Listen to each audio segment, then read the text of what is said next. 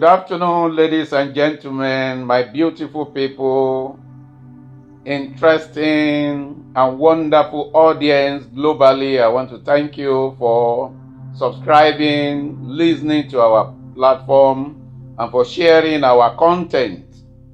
I want to bring to your consciousness and awareness this afternoon the power of your mind, and that mindset shift is necessary at this time. A lot is going on globally, a lot of changes, even changes in weather, changes in condition of people.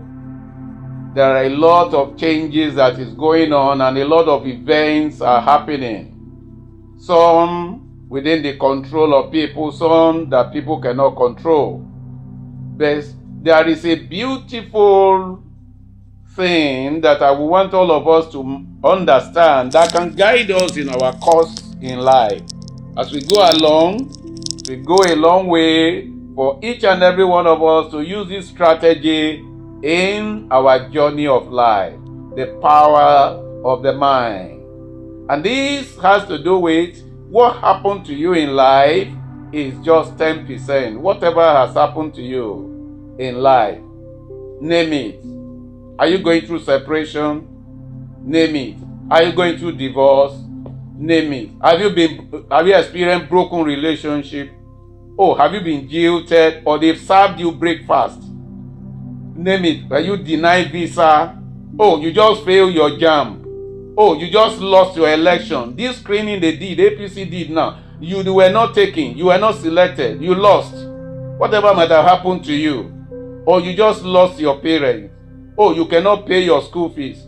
Oh, you are even hungry. Whatever might have happened to you, let me tell you, the psychologists will tell you that whatever has happened to you is just 10%. And of course, this by extension means that what has happened to you is not the cocoa, it's not the main thing. What really matters is not what happened to you. What really matters is the interpretation you give to what happened to you. I will tell you a story or an illustration of two people who contested election at a time, and they both lost the election, and they also owe some millions of money. After 6 months, one of them that lost the election went and committed suicide. The other one, after 6 months, was still eating pounded yam and eating fried rice. Now the question is this: why did the first one commit suicide, and why was the other one still living and bouncing well? It's not the function of what happened to them. It is the function of the interpretation each of them gave to what happened to them. So from today, I want you to learn to be conscious, to be mindful of the interpretation you give to anything that happened to you in your life. Because the truth on ground is that it's not the event that happened to you that really matter. It is your belief. It is your mindset.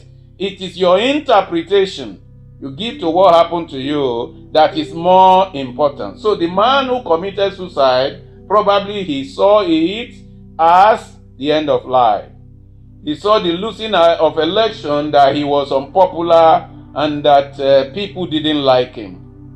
And that the money he owed, that nobody ever owed such a big money in his life, in his family, and that he may not be able to pay. But this kind of thought pattern must have produced negative feelings of sadness, anger, hopelessness, and helplessness in him, which eventually led to suicidal ideation, suicidal thought, and he terminated his life.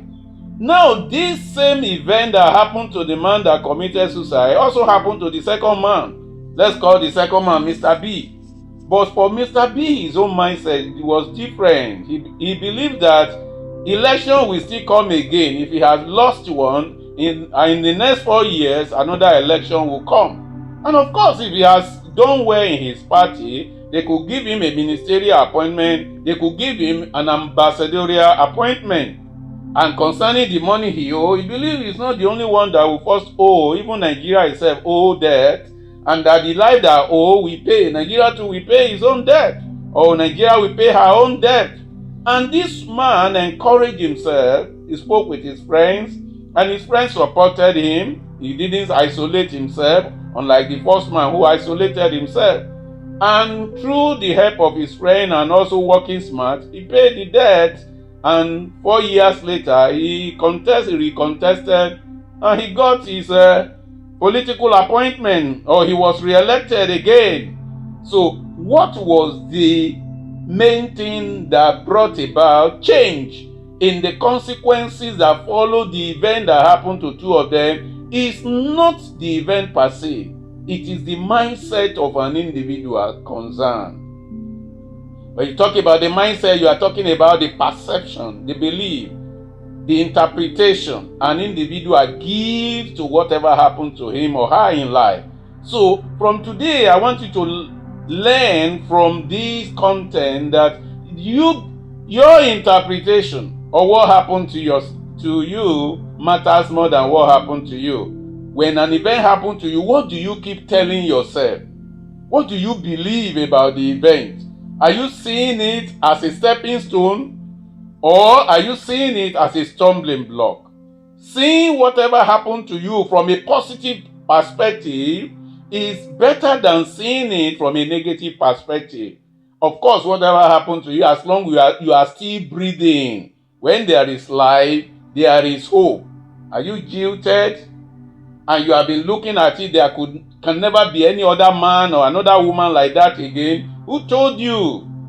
Do you even know whether God has delivered you from someone who will kill you in the future? That was why the relationship got broken. Oh, you wanted to travel to a particular country. You were not allowed. Do you know if you are going on the road, something could have happened to you? Look at things from positive perspective.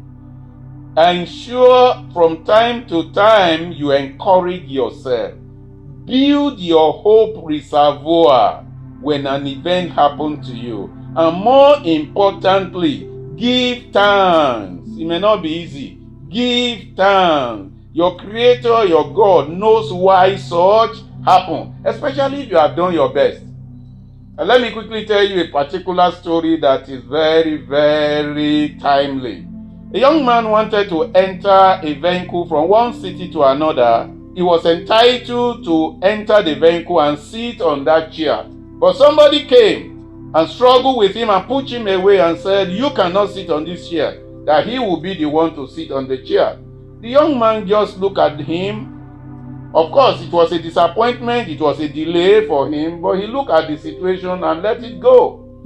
Later, after some hours, he got another vehicle, but when he got to the front, in that same vehicle that he was disallowed from boarding has already crashed, had terrible accident. A lot of people get injured, wounded. A lot of people were affected. What appeared to be like disappointment in the beginning became celebration, rejoicing, because his life was saved. So, whenever anything happened to you, stop looking at the magnitude of what happened to you. Stop looking at the source of what happened to you, but rather look at it from a positive perspective. Look at it from the angle that at least you are still living. At least you are still alive. When there is life, there is hope.